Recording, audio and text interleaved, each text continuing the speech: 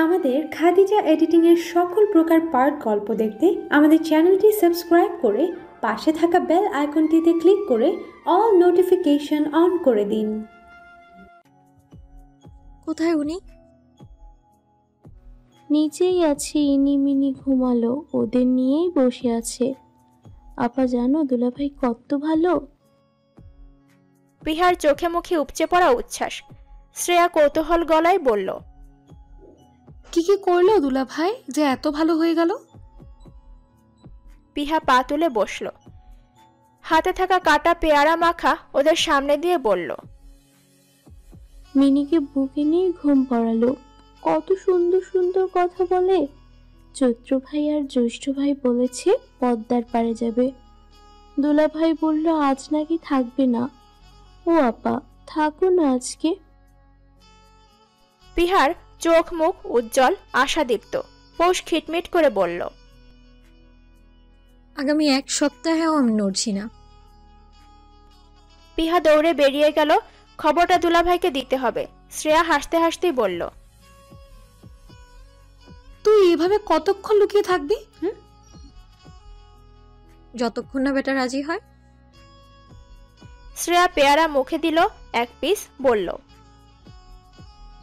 ভাগ্য করে পেয়েছিস পৌষ, যত্ন করে রাখিস। আমার বুকের ভেতর রাখি তাকে, ভাবি একদম ভারী সিন্ধুকে তালা দিয়ে রাখি। সে আমার না পাওয়া সুখ, আকাশ স্পর্শী প্রেম সে। শ্রেয়া খেয়াল করলো পৌষের চোখ দুটো চিকচিক করছে। পৌষের হাত ধরে বলল, সুখী হ।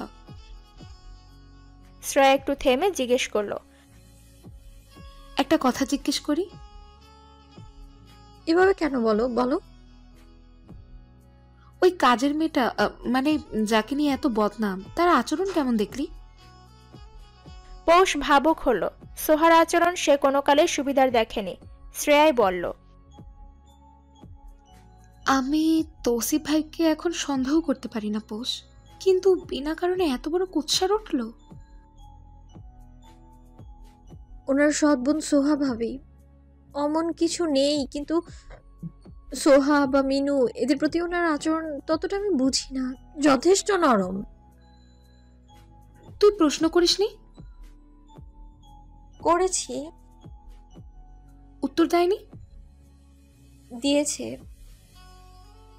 একটু চুপ থেকে পৌষ বলল, উনি মেয়েবাজ পুরুষ না ভাবি, এটা আমিই বলতে পারি ভাবি, তবে ওই মেয়ে সোহা ও সুবিধার না। শ্রেয়া কিছু একটা ভেবে বলল,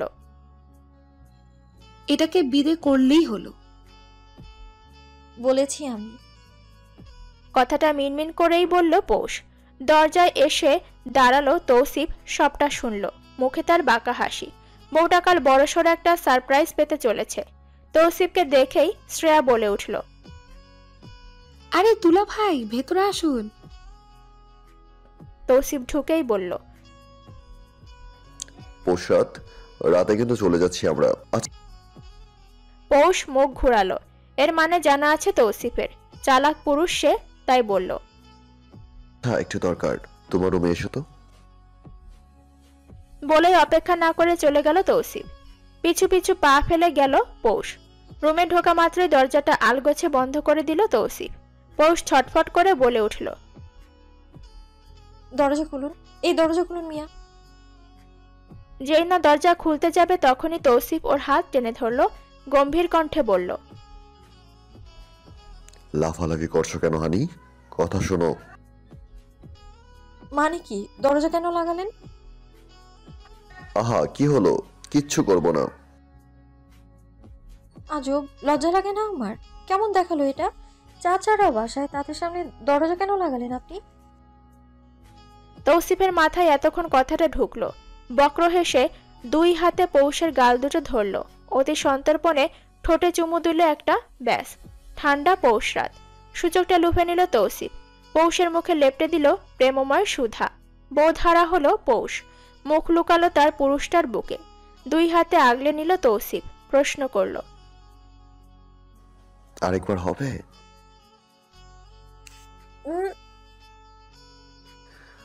ওয়াই হানি? তৌসিফ হাসলো, ফিসফিস করে বলল, আমার লজ্জাবতী। মাথা মুন্ডু সবই আপাতত খারাপ হয়ে আছে পৌষের। রাগে দুঃখে কান্না পায় ওর, কিন্তু কাঁদে না। তৌসিফকে এত করে বলছেও থাকবে আজ, কিন্তু এই মহালোক মানতে নারাজ। পৌষও আর মানাতে নারাজ। কতক্ষণ তুলু করবে আর?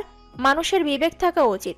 এতদিন পর বাবার বাড়ি এসেছে, থাকাটা মাস্ট, কিন্তু হায় কপাল, এই কপালে জুটেছে তালুকদার বাড়ির ছোট ছেলে। কপালটাকে মাঝে মধ্যে মন চায় সুপ্রসন্ন ভেবে নিজেই চুমু দিতে, আবার মাঝে মধ্যে মন চায় ঝামা দিয়ে ঘষে পরিষ্কার করতে। কি এক কাণ্ড! শালার কপালটাই খারাপ, দেখে দুঃখে এক জামাই জুটেছে। তৌসিফ বউকে দেখছে অনেকক্ষণ যাবৎ। বউটা যেতে রাজি না, কিন্তু যেতে তো হবেই। কাল সোহার পাঠ চুকাবে তৌসিফ। সংসারে তার শান্তি চাই চাই। বউ তার ভালো মন্দ বোঝে, ভালো একটা সুযোগ বুঝেই বাচ্চা কাচ্চা চাইবে তৌসিফ। যদি বউ রাজি হয় তাহলে তো সোনায় সোহাগা, আর যদি এখন পড়তে চায়, বাচ্চা পরে চায়, তাহলে না হয় একটু ধৈর্য ধারণ করে তৌসিফ। জীবনে সে কম তো ধৈর্য ধরল না। বাবা হওয়ার স্বাদটা না হয় আর কিছু বছর পরেই পেল। ভাবনার জগৎ থেকে বেরিয়ে এলো তৌসিফ, দরদ মাখা কণ্ঠে বলল, এখন রুমে আছো যে? রাতে চলে যাবো হানি। ভাই বোনদের সময় দাও এখন। আমি যাব না। কাট কাট এক বাক্যে পৌষের। তৌসিফ খাটে হেলান দিয়ে বসা, ওভাবে থেকে স্বাভাবিকভাবে বলল, it's important honey, try to. না না না, আমি কিচ্ছু বুঝবো না, যাব না, আমি মানে যাব না, বাস। এই দফায় তৌসিফ উঠল। বউ তার এত জেদি হয়েছে, এসে ধরার আগেই ছ্যাদ করে ওঠে পৌষ। তৌসিফকে ছুতেও দিল না। ব্যাপারটা একজন পুরুষের জন্য গায়ে লাগার মতো হলো। তার মধ্যে সামনের জন স্বয়ং তৌসিফ তালুকদার। দাঁত চেপে অপমানটুকু গিলে নিল তৌসিফ, যা সে বিয়ের প্রথম দিন থেকে গিলছে। একটা টু শব্দ না করে গিলছে সে, শুধুমাত্র পৌষের জন্য। প্রথম হয়তো ভালোবাসা ছিল না, কিন্তু এখন তো তৌসিফ জান হারায় এই পৌষের মাঝে। তার রাগ জেদ সবটা শিরোধার্য। তৌসিফ পৌষের হাতটা জোর করে ধরে নরম স্বরে বলল, তোমার জন্য সারপ্রাইজ আছে হানি। আমরা আবার আসবো, বলছি না আমি? তোতা পাখি আমার। ঝটাক মেরে হাত সরালো পৌষ। চোখ দুটো তুলে রাগী দৃষ্টি ফেলে তাকিয়ে বলল, আপনার বিবেকেও বাধে না এমন আচরণ করতে? বিয়ে ঠিক কয় মাস পর আনলেন এখানে, আপনিই বলুন। আর সারপ্রাইজ নিশ্চিত কোনো নাইটি ধরিয়ে দিবেন আমার হাতে? রাগে হিতাহিত জ্ঞান শূন্য হয়ে কথাগুলো বলতে নিলেই সজোরে এক ধমক খেল পৌষ। আচমকা তৌসিফের গলার সুর বদলালো। পৌষ বড় বড় চোখে তাকিয়ে তখনও। তৌসিফ পুনরায় ধমক দিল, চোখ নিচে নামাও। ভয়ে মিহিয়ে গেল পৌষ। এই মানুষটার রাগ সে ভয় পায়, তাই যথেষ্ট সমীহ করে চলে। তৌসিফের তোপের মুখে বার কয়েক পড়েছিল পৌষ। ভয়ে তার বুকটা এখনো ধুকপুক করছে। মাথাটা নামিয়ে গুটিয়ে গেল একদম। দাঁত দিয়ে ঠোঁট কামড়ে ধরল কান্না আটকাতে, কিন্তু সেই কপাল বুঝি তার আছে। চোখ দুটো বেইমানি করে বসলো, পানির ধারা গড়িয়ে পড়ল। তৌফিককে মন প্রাণ দিয়ে ভালোবাসে ও। তৌসিফ ছাড়া যে ওর কোনো গতি নেই তা খুব ভালো করেই জানা আছে পৌষের। নিজেকে খুব সাবধানে তৌসিফের হাতে সঁপেছে পৌষ। তৌসিফ অবশ্য মান রাখে, যত্নে আগলে রাখে। পুরুষ মানুষ রাগ থাকাটাই স্বাভাবিক। এখনকার বেয়াদবির ফলে ধমকটাও প্রাপ্ত তার। পৌষ জানে এটা, কিন্তু ওই যে ভয়, তৌসিফের ভয় তার আজও কাটেনি। তৌসিফ তাকিয়ে পৌষের পানে, ওর থেকে বেশি না 2 হাত দূরে বসা। চোখে মুখে ভয় তার, কিছুটা আতঙ্ক। তৌসিফ ধমকটা শুধু শুধু দেয়নি, তার বিশ্বাস সম্পর্কে সম্মান জিনিসটা দরকার, একটু বেশিই দরকার। পৌষকে সম্মান করে তৌসিফ, স্বামী হিসেবে হোক বা বয়সের হিসেবে তৌসিফ বড়, সেই সুবাদে এহেন উচ্চবাক্য বেয়াদব বই কিছু না। মাঝে মধ্যে অবশ্য তৌসিফের নিজের উপরই রাগ হয়। বিয়ের পরপরই পৌষের সাথে একদিন জঘন্য এক কাজ করেছিল সে। সেই থেকে হয়তো মেয়েটা ভয় পায় বেশি। রাগ উঠলে তার মাথা ঠিক থাকে না। তবে হ্যাঁ, এতটুকু ভয় কিন্তু সম্পর্কের সৌন্দর্য। এতটুকু ভয় প্রতিটা দাম্পত্য জীবনে থাকা দরকার। এটা সম্পর্কের মাধুর্য ধরে রাখে, একটা ব্যালেন্স হয়।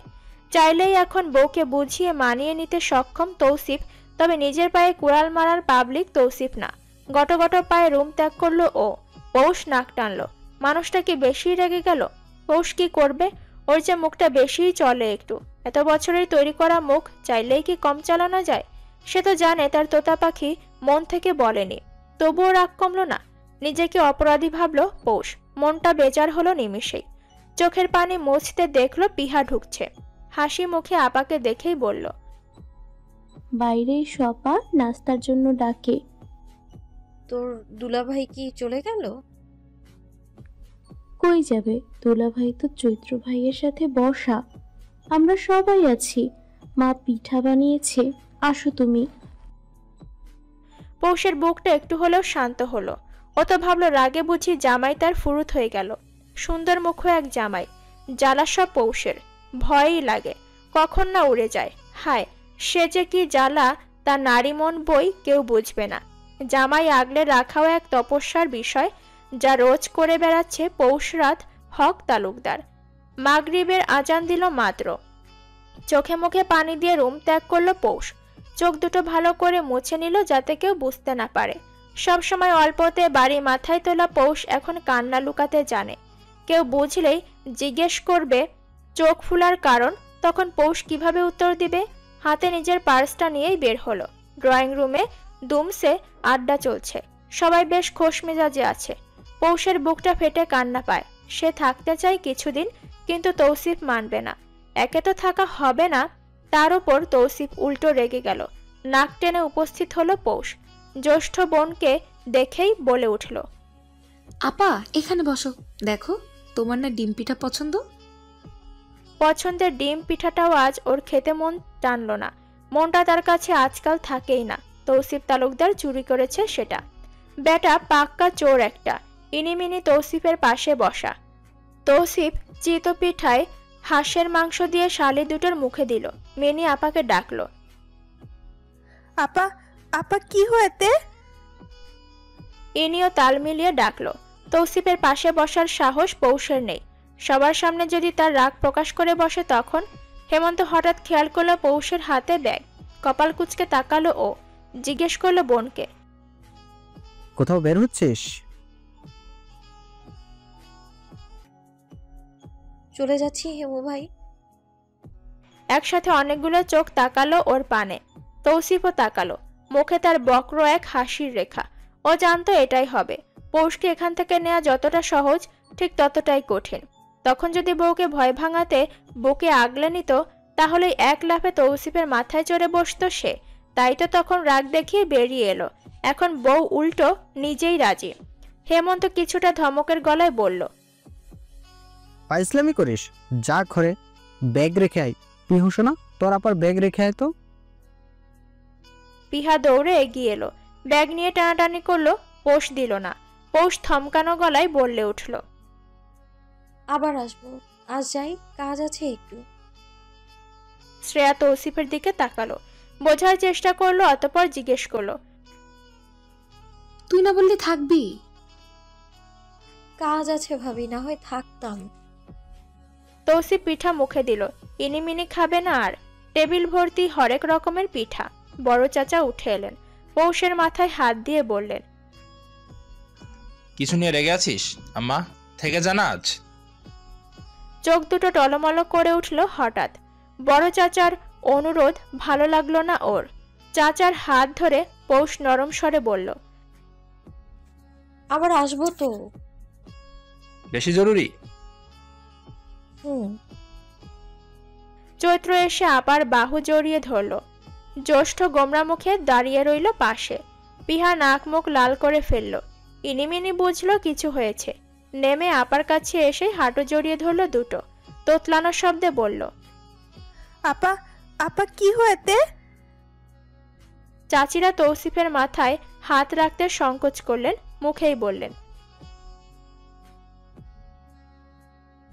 তৌসিফ সাধু রইল বটে।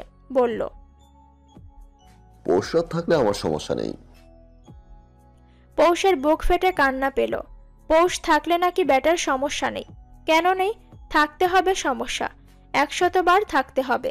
বউ থাকতে তুই বেটা কেন বউ ছাড়া থাকবি? হতাশ চাচিরা দ্রুত হারে খাবার প্যাক করলো। তৌসিফ যা যা পিঠা পছন্দ করেছে সব দিল সাথে। ফোন আসাতে তৌসিফ বিদায় জানিয়ে বের হলো।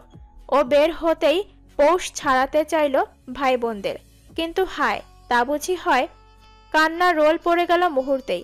পৌষ শক্ত হাতে সামলালো, কিন্তু সম্ভব হলো না। হঠাৎই তৌসিফ ফিরে এলো। পৌষ ভেবেছিল লোকটা ফিরবে না ভেতরে। তৌসিফ এসাই ইনিমিনিকে কোলে তুলল।